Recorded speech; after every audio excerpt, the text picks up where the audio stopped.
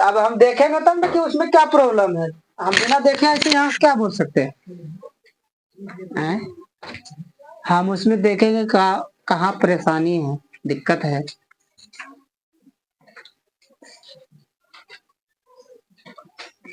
Number जब save है तो होना चाहिए।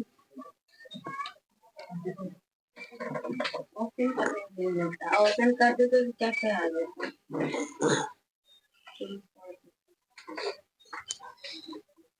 देखिए 28 नंबर क्वेश्चन है।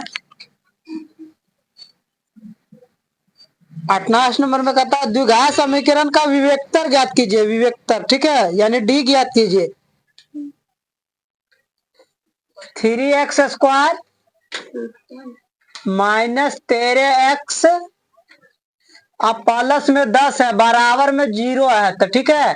तो यहाँ पे a बराबर कितना है, 3 है, b बराबर -13 है, और c बराबर कितना है, 10 है। तो हमको क्या निकालना है, d बराबर फॉर्मूला क्या लिखे हैं, बी स्क्वायर -4ac है ना। b आपका कितना है, -13 है, तो b के जगह -13 रखेंगे, स्क्वायर है तो स्क्वायर, घटा 4 है। a आपका कितना है, 3 है, और c आपके पास कितना है, 10 है। तो 13 का स्क्वायर कीजिएगा तो कितना हो जाएगा, 169, और माइनस का कीजिएगा तो प्लस हो जाएगा, ठीक है। माइनस है तो माइनस, 4 तिया और 12 है 120। अब इसको घटा लीजिए, 9 में 0 घटेगा तो 9, और 6 में से 2 घटेगा तो 4।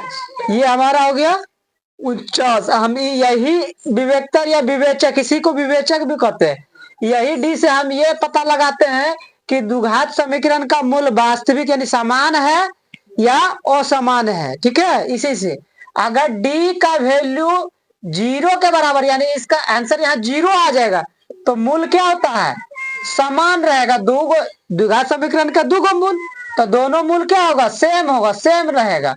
लेकिन अगर डी का मान कुछ निकला, जैसे कि अभी 49 लिख गया, ठीक है, तो यह डी का मान बड़ा हो गया 0 से, तो मूल क्या हो जाएगा, असमान होगा। मूल क्या हो जाएगा, असमान, यानी दोनों अलग अलग आंसर रहेगा। दोनों क्या रहेगा, दो को जो मूल है दोनों अलग अलग रहेगा। लेकिन यही डी कहीं 0 से छोटा हो गया तो मूल क्या हो जाएगा, इसका हल नहीं निकलेगा, कोई हल नहीं होगा, कोई हल नहीं होगा, ठीक है, नहीं होगा। याद रखिएगा, ये शर्त है आपका।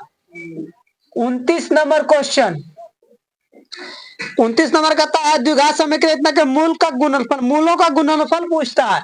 आपके पास x है, इंटू में 2x है, प्लस में 5 है, बराबर में 0 है। देखिए द्विघात बहुपद और द्विघात समीकरण दोनों एक है, खाली इसमें जो आप होता है X square plus B X plus C, एक अगुआ में 0 लगा दिए तो द्विघात समीकरण, 0 हटा दिए तो द्विघात बहुपद, ठीक है। तो मूलों का गुणनफल या तो शून्यकों का गुणनफल, बाता बराबर है। तो मूलों का गुणनफल पूछ रहा है, तो मूलों का गुणनफल बराबर क्या हो जाएगा, बोलिए, गुणनफल बराबर क्या होगा, सी बटे ए होता है। तो आपको इसमें सी ए पता करने पड़ेगा, इसको गुना भागा कर लीजिए, x गुना 2x तो क्या हो जाएगा, 2x का स्क्वायर, और x गुना 5x तो क्या हो जाएगा, 5x, और आपका यह क्या हो जाएगा, बराबर में 0। तो देखिए आपका एक्स स्क्वायर में रहता है a, यानी कि a आपके पास कितना है, 2 है, और x में रहता है b, तो b कितना है, 5 है, और c अचर पद है तो c है, इसमें दिया गया न है, नहीं कुछ तो 0 है, कितना है 0। तो आपका निकालना गुणनफल है, तो c बटे a, c कितना 0, a कितना 2, तो 2 से 0 में भागा दीजिएगा, कितना आएगा 0, यानी हमारा आंसर कितना हो जाएगा, 0 हो जाएगा। ऑप्शन देख लेते हैं क्या नंबर में ऑप्शन में है इसका, और ऑप्शन ए में है 5/2, ये नहीं होगा। ऑप्शन बी में है 0, यानी कि ऑप्शन बी हो जाएगा। सी में है -5/2, ये भी नहीं होगा। ऑप्शन डी है हमारा 2/5, ये भी नहीं होगा, हमारा बी नंबर आंसर हो जाएगा, ठीक है।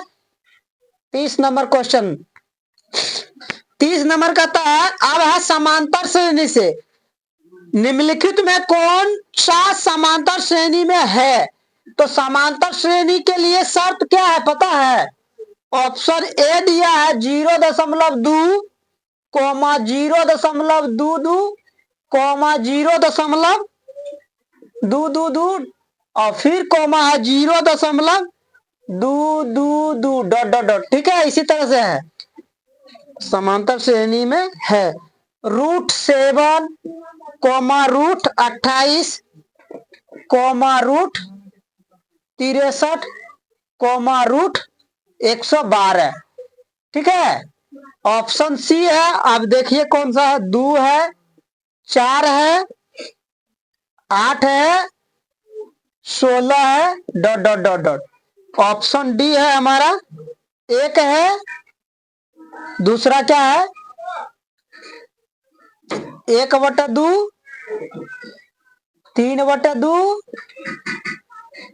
और 2 है डॉट डॉट डॉट। अच्छा एक बात बताइए, देखिए पहले 1 था, ये घट गया बढ़ गया, है ना?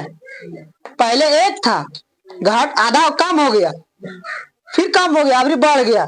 तो समांतर श्रेणी तभी रहेगा जब सार्व अंतर क्या रहेगा, बराबर रहेगा। जैसे ये दोनों में से जो सार्व अंतर निकालेंगे डी, इसका अंतर इसका अंतर इसका अंतर, सबका अंतर क्या रहना चाहिए, एक ही रहना चाहिए। लेकिन एक ही अंतर है, घट रहा था तो घटते घटते जाता ना, ये तो इससे फिर बढ़ गया, तो फिर ये हमारा क्या है, समांतर श्रेणी में नहीं है। इसमें देखिए 4 में से 2 घटाएंगे 2, यानी कि 2 बढ़ा है। अब 8 में से 4 घटाइएगा तो कितना बढ़ गया, 4। देखिए सेम बढ़ रहा है, सेम एक जैसा बढ़ रहा है। ये पहले बढ़ा 2, अबरी बढ़ गया 4, अबरी बढ़ गया 8, तो सेम तो बढ़ नहीं रहा है, सार्व अंतर इसका भी बराबर नहीं है, यानी ये भी हमारा समांतर श्रेणी में नहीं है। इसमें देखिए क्या, 7 चौक 28, इसका अगर हम निकाल लेते हैं, क्या करता है गुणनखंड कर लीजिए, 7 चौक 28 कितना हो जाएगा, 2√7 हो जाएगा कि? इसको देखिए कैलकुलेशन कर लीजिए, इसको और इसको कर लेते हैं। ये तो √7 एगो है ना बेचारा, कर ले, इसका जब कीजिएगा तो कितना हो जाएगा, 2√7 हो जाएगा, है ना? अभी कितना हो जाएगा, 7 9 63, 3√7 ना, 3 3 9 63। देखिए 2 गो √7 में से 1 √7 घटाइएगा तो कै गो बचेगा, एगो बचेगा। ये दोनों के बीच में कितना का अंतर है, √7 का अंतर है, 1 √7 का अंतर है। ये दोनों में देखिए 3 में से 2 को घटेगा तो इसके में भी क्या गो बचेगा, √7, यानी ये दोनों के बीच में भी कितना का अंतर है, 1 के गो √7 का अंतर है। देखिए दोनों में डिफरेंट बराबरे का हो रहा है ना, तो यानी ये हमारा क्या है, समांतर श्रेणी में है। ये दोनों नहीं था, ये वाला चेक कर लीजिए ये है कि नहीं, इसको घटा लीजिए, ये दोनों के बीच को घटा लीजिए, 0.22 में 2 घटाइएगा, 0.2 कितना बचेगा, ये 2 के 2 0.0, यानी 0.02। ये दोनों के बीच में कितना का अंतर है, 0.02 का अंतर है। अब ये दोनों में देख लीजिए 0.22 और घटाएंगे 0.22, तो ये हो जाएगा 2, ये 0.0, देखो 0.002 है, ये दोनों सेम है, सेम अंतर है कि इसका इस दोनों के बीच में कुछ और ही अंतर है, ये दोनों के बीच में कुछ और ही अंतर है, तो ये भी हमारा समांतर श्रेणी में नहीं है। इसमें देखिए इस दोनों के बीच में सेम अंतर, ये दोनों के बीच में सेम अंतर, इस दोनों के बीच में सेम अंतर, यानी हमारा समांतर श्रेणी ये है। सार्व अंतर बराबर होता है दूसरा का पद घटा पहला पद, दूसरा पद घटा पहला पद, ये होता है सार्व अंतर बराबर। ठीक है, ये सूत्र है, पहला पद। डी को कहते हैं सार्व अंतर, डी को कहते हैं सार्व अंतर, ये एक सूत्र है, इसको रख लीजिए। आगे की कहानी कल बताएंगे आप।